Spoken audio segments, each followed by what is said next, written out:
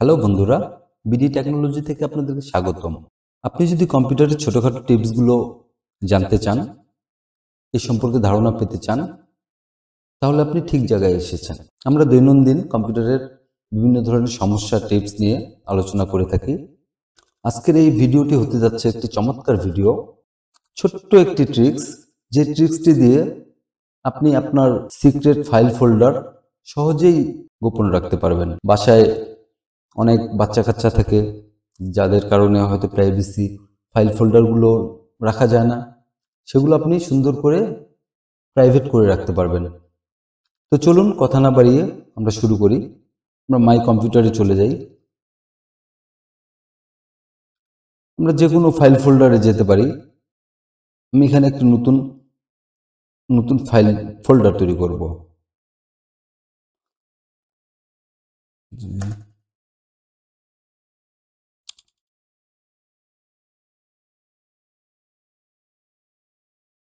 আমি একটি ফোল্ডার তৈরি করলাম, যেটিকে আমি হিডেন করব। দেখেন এখানে হিডেন লেখা আছে, ক্লিক করে অ্যাপ্লাই করবেন। ওকে, দেখেন ফোল্ডারটি নাই, চলে গেছে। আচ্ছা, এখন যদি আমি এই ফোল্ডারটিকে আবার পুনরায় দেখতে চাই বা আনতে চাই, সেক্ষেত্রে কি করব? হোম মেনু থেকে ভিউয়ে যাব।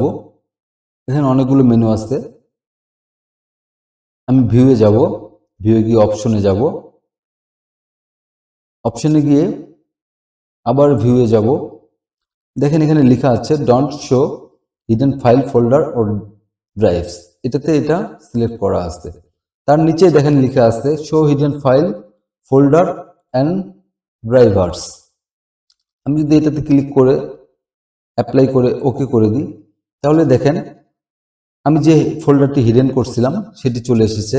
আরও এখানে যে হিডেন ফোল্ডারগুলো ছিল সেগুলো চলে এসেছে। আমি যদি এটাকে পুনরায় আগের মতো করতে চাই, তাহলে আবার প্রপার্টিসে যাব, এই হিডেনটি তুলে দিয়ে অ্যাপ্লাই করে ওকে করে দেব। ঝটফট যাদের প্রাইভেট সিক্রেট জিনিসগুলোকে সিক্রেট ভাবে রাখতে চান বাচ্চা কাচ্চাদের কাছ থেকে, তারা সহজে এই ট্রিক্সটি অ্যাপ্লাই করতে পারেন। আমি আবার ডন্ট শো করে দিব, অ্যাপ্লাই ওকে। ট্রিক্স নাম্বার 2, দেখুন আমি যদি ডেস্কটপে যাই, দেখেন এখানে এটা একটা ফাইল, এটা একটা ফাইল। আচ্ছা, কম্পিউটারের ভিতরে যাই। আমি যদি মাই কম্পিউটারে যাই,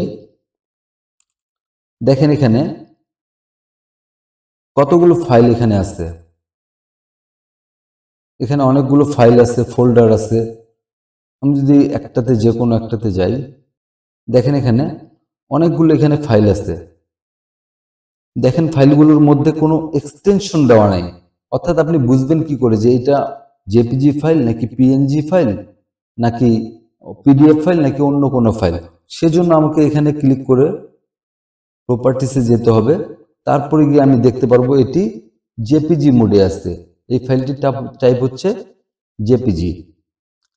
অনুরূপভাবে যদি আমি অন্য একটি ফাইলে যাই, দেখেন ভিডিওটি না টেনে সাথেই থাকুন, আশা করি অনেক কিছু আপনারা শিখতে পারবেন। দেখেন এটির এক্সটেনশন দেওয়া নেই, অর্থাৎ পাশে এটি দেওয়া নেই যে এটা কোন ফাইল, এটা ওয়ার্ড ফাইল, ডক্স ফাইল নাকি এটা পিডিএফ ফাইল, এটা দেওয়া নেই। আমরা দেখতে হলে এটা আমাদেরকে প্রপার্টিস করে দেখতে হবে যে এটা মাইক্রোসফট ওয়ার্ড ডকুমেন্ট, একটা ডক্স ফাইল, এটাকে আমরা এক্সটেনশন বলি। তো এক্সটেনশনটি আমি এখানেই স্ক্রিনে আমি দেখতে চাই যে এটি কি ফাইল। আমি প্রপার্টিস করব না, কিচ্ছু করব না। সেক্ষেত্রে আমাকে আবারও যেতে হবে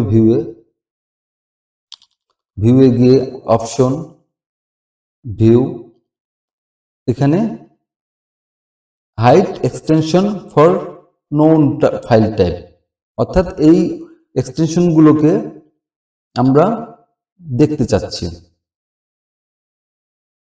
অ্যাপ্লাই ওকে, দেখেন এবার চলে এসেছে এটি ডক্স ফাইল, এটি ডক্স ফাইল। আমি যদি এখানে যে আগে যেগুলো আমি দেখলাম, দেখেন এগুলো প্রত্যেকটা এখানে চলে আসছে জেপিজি ফাইল, জেপিজি ফাইল।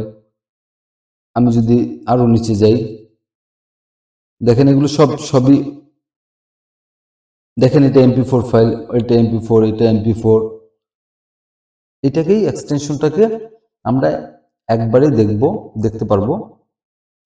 সেজন্য আপনারা এই ট্রিক্সটি অ্যাপ্লাই করেন।